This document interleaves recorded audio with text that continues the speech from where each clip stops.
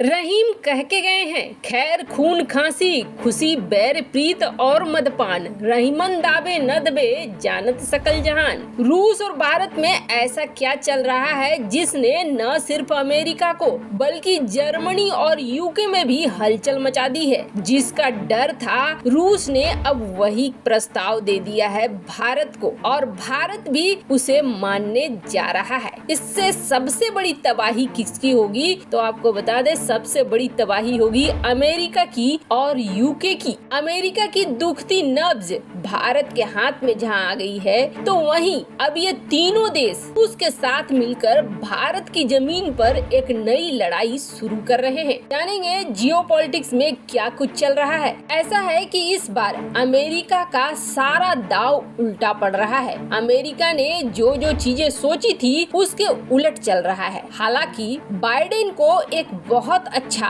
Deputy NSA जरूर मिल गया और इस डिप्टी एनएसए ने वो कमाल दिखाया जिसकी वजह से इसे इस वक्त अमेरिका में माना जा रहा है हीरो वाले काम भी इसने किए। रूस जैसे देश की अर्थव्यवस्था को तोड़ने का काम किया और वो भी 1 महीने के अंदर रूस की अर्थव्यवस्था सचमुच काफी हद तक तोड़ दिया। अमेरिका ये चाहता था कि रूस की अर्थव्यवस्था में सेंध लगे और आने वाले कुछ सालों में रूस को समझ में आए कि वो पूरी तरीके से तबाह हो गया है और इसके लिए उसने सहारा किसका लिया? इसके लिए उसने सहारा लिया एक भारतीय दिमाग का। ये भारतीय दिमाग कोई और नहीं बल्कि उसका डिप्टी एनएसए दलीप सिंह था। दलीप सिंह ने बहुत अच्छा सेंसस के लिस्ट तैयार किए, अपने सॉफ्टवेयर कंपनियों को कह दिया बहिष्कार करो, अमेरिकन कंपनियों को कह दिया बहिष्कार करो, यूरोपीय कंपनियों को कह दिया बहिष्कार करो। प्रतिबंधों की जो लिस्ट जारी की और जो बौछार किया उसने सचमुच अपना असर दिखाना शुरू कर दिया। एक भारतीय दिमाग के बल पर अमेरिका ने रूस को एक बड़ा मात जरूर दिया। ये बात भी सही है क्योंकि रूसी अर्थव्यवस्था इस वक्त संकट के दौर पर चल रही है ये है और रूस पर जिस तरीके से प्रतिबंध लगाए उससे चीन भी डर गया और चीन ने रूस का साथ नहीं देने का मन बना लिया क्योंकि चीन को डर लगने लगा कि अगर रूस के ऊपर जो खुद काफी कटा हुआ है अमेरिका और यूरोप से उसके ऊपर इस तरह के प्रतिबंध लग सकते हैं तो चीन का तो पूरा व्यापार ही यूरोप अमेरिका जैसे देशों से लगा हुआ है। अगर उसके ऊपर प्रतिबंधों की बौछार होती है तो चीन को बेहद नुकसान होगा। मिलाकर कहें तो दलीप सिंह बहुत ज्यादा सफल हुए और इस सफल होने की वजह से अमेरिका में उनकी वाहवाही भी हुई। पर अब उसने ये फैसला किया कि रूसी विदेश मंत्री और राष्ट्रपति पुतिन के दाहिने हाथ सरगेई लावारोव को भारत भेजा गया। जैसे ही भारत भेजने की बात आई वैसे ही कान खड़े हो गए क्योंकि ये चर्चा तो मार्केट में जरूर थी कि रूपी और रूबल में भारत और रूस व्यापार करना चाहते हैं। ये उनके लिए कोई बहुत बड़ा मायने नहीं करता था क्योंकि अमेरिकन और यूरोपीय देश जिन्होंने ये प्रतिबंध लगाया है वो बहुत अच्छे से जानते हैं कि भारत और रूस पहले भी रूपी रूबल में व्यापार करते थे लेकिन इसकी एक लिमिटेशन है। ऐसा नहीं है कि रुपए और रूबल में लंबे समय तक व्यापार कर पाना बहुत ज्यादा सही होगा क्योंकि इससे होता ये है कि किसी एक देश के पास दूसरे देश की करेंसी बड़ी मात्रा में जमा हो जाती है। अब अगर किसी तीसरे देश से आपको लेना है तो जरूरी नहीं है कि वो रूबल में पेमेंट को स्वीकार करेगा ही, तो ये एक बड़ी समस्या हो जाती है। उन्हीं देशों में ये कुछ हद तक सफल होती है जब दोनों तरफ से व्यापार होता है और एक दूसरे के यहाँ ही करेंसी चली जाती है। अभी रूस हमसे बहुत ज्यादा कुछ नहीं खरीदता है, हम लोग ही रूस से कुछ ज्यादा चीजें खरीदते हैं। इसलिए अमेरिका इस बात को जानता था कि इससे तो बहुत ज्यादा फर्क पड़ेगा नहीं। फिर अमेरिका ने क्यों भेज दिया अचानक से अपने उस स्टार परफॉर्मर दलीप सिंह को, और अमेरिका ने जो भेजा उसको छोड़िए तुरंत जर्मनी ने भी अपने मिनिस्टर को भेज दिया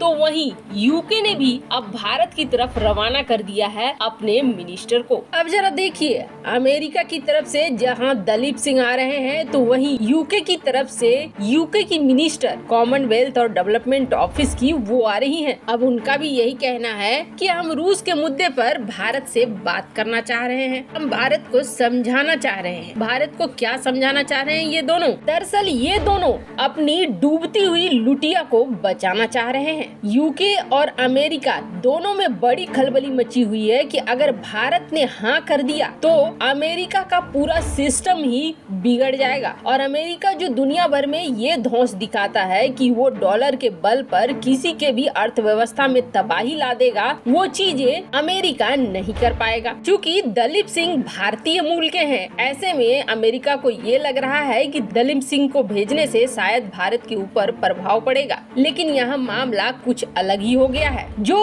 रूसी विदेश मंत्री आने वाले हैं भारत, और उसके ठीक पहले ये सारी मीटिंग हो रही है, उसकी सबसे बड़ी वजह ये है कि रूस ने भारत के साथ मिलकर एक बड़ा ऐलान कर दिया है। हमने तो ये देखा ही है कि किस तरीके से अमेरिका ने स्विफ्ट सिस्टम से रूस को बाहर कर दिया। स्विफ्ट सिस्टम से रूस को बाहर करने के बाद अमेरिका बेहद खुश हो रहा था, क्योंकि स्विफ्ट बैन होने से अब ये समझ लीजिए कि जो फॉरेन रिजर्व है वो तो पूरी तरीके से बर्बादी हो गए। जो 600 बिलियन के हैं रूस के फॉरेन रिजर्व, उसमें से 400 बिलियन को तो वैसे ही इस्तेमाल नहीं कर सकता है रूस, कुछ जो हिस्से हैं बस उसी को इस्तेमाल कर सकता है। स्विफ्ट एक बहुत बड़ा हथियार जरूर है, लेकिन अगर क्या हो अगर इसी हथियार का काट रूस निकाल ले। दरअसल रूस को इस चीज का आभास था कि किसी न किसी दिन अमेरिका इसी तरीके से करेगा, इसलिए रूस ने काफी पहले से इस तरह के सिस्टम को डेवलप करना शुरू कर दिया था और अब रूस भारत को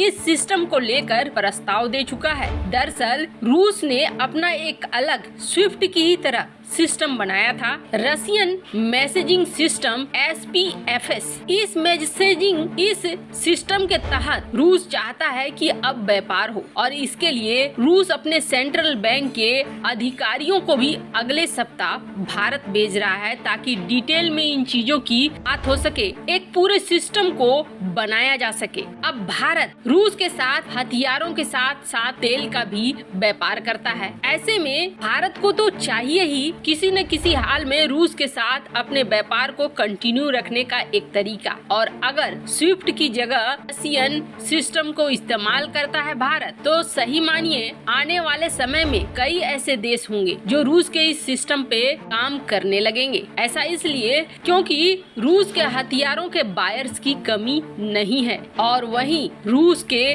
गेहूं के खरीदारों की भी कमी नहीं है। ऐसे में दुनिया बहुत दिन तक अमेरिका के प्रतिबंधों को नहीं मानेगी, बल्कि एक अल्टरनेट वे, एक दूसरा रास्ता तलाश करने लगेगी। इसी डर से अमेरिका और यूके दोनों भागे भागे भारत पहुंच रहे हैं कि भारत ऐसा न करे। भारत की मदद से रूस को जो कमजोर करने का प्लान है अमेरिका का और यूके का, वो सफल नहीं हो पाएगा अगर भारत रूस को मदद कर देता है तो। वैसे आपको क्या लगता है, भारत नए सिस्टम को स्वीकार करेगा? कमेंट कर अपनी राय जरूर बताएं। जल्द मिलते हैं अगले वीडियो में नई खबर के साथ।